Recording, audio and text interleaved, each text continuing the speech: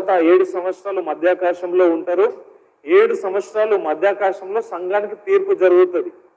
తీర్పు అంటే ఎందుకు జరుగుతుంది అని అంటే, దేవుడు భూమి మీద మనం ఉంటున్నప్పుడు మనం చేసినటువంటి భక్తి, మనం చేసినటువంటి ప్రార్థనకు తగ్గట్టుగా దేవుడు మనకు బహుమానాలు ఇస్తాడు. దానికి సంబంధించిన తీర్పు అనేది 7 సంవత్సరాలు మధ్యాకాశంలో జరుగుతుంది. హల్లెలూయా.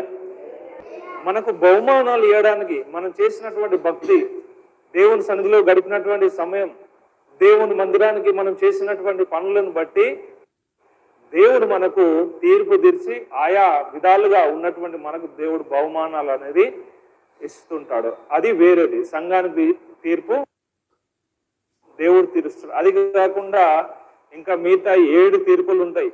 ధవల సింహాసన తీర్పు అని, గొర్రెల మేకల తీర్పు అని, ఈ విధంగా 7 తీర్పులు ఉంటాయి. హల్లెలూయా.